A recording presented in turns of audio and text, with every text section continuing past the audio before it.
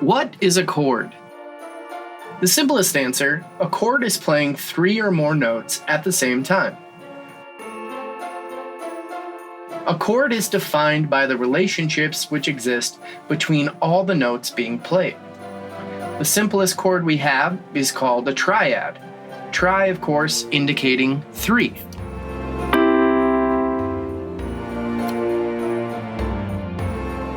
The beauty of music is, of course, in how these relationships sound to our ears, much more complex and lusher than what a mere description can convey. We have 2 simple methods we can use to build a triad.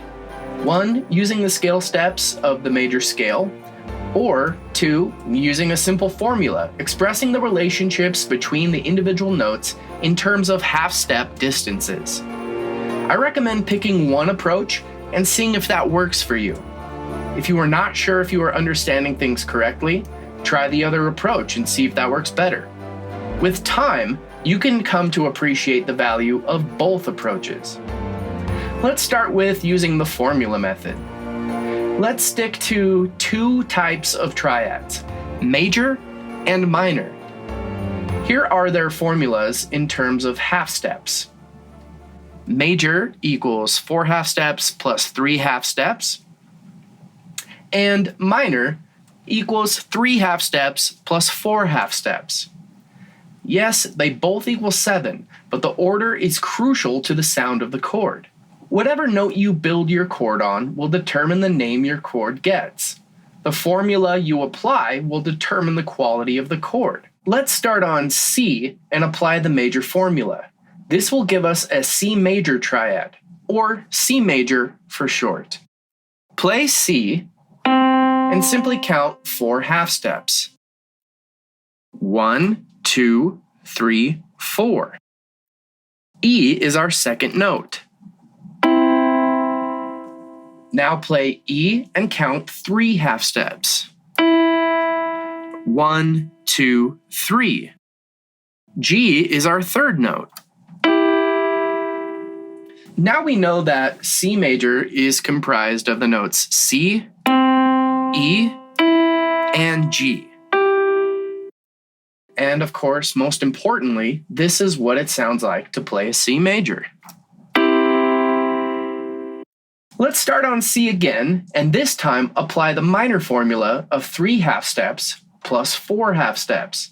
This will give us a C minor triad. Starting note is C. Now count 3 half steps. 1, 2, 3. E flat is our second note. Now play E flat and count 4 half steps. And 1, 2, 3, 4. G is our third note. Now we know that C minor consists of C, E flat, and G. Again, most importantly, this is what it sounds like to play a C minor.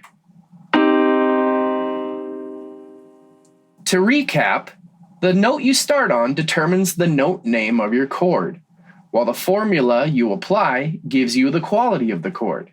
If you start on E and apply the major formula, you will have an E major.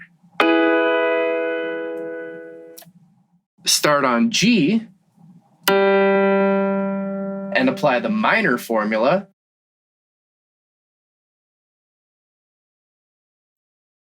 and you will have a G minor triad. If you know your major scales, you can use them to make chords. For this demonstration, we'll be using the note names and the scale step numbers. Now that our scale steps are numbered, let's build a chord. The easiest way to do this is to start on the first scale step and skip every other scale step. So here's our major scale. 1, 2, 3, 4, 5, 6, 7, 8. Place scale steps 1, 3, and 5. 1, 3, and 5. Just like before, using the formula method, we end up with a C major triad consisting of the notes C, E, and G. The neat thing about this method is that it works from every scale step. Using this same major scale and starting on the second scale step, which is the note D, and adding the fourth and sixth scale step, we will end up with a D minor triad, consisting of the notes D, F, and A. Second scale step is D, and the fourth, and the sixth. There it is, a D minor triad. Thanks for watching. And don't forget, you can go back and revisit these videos as many times as you need. You don't have to be perfect, just be patient with yourself. It is my sincere hope that this series can help provide you with a simple foundation upon which you can build a long and happy future with music. This has been Bite Size Theory.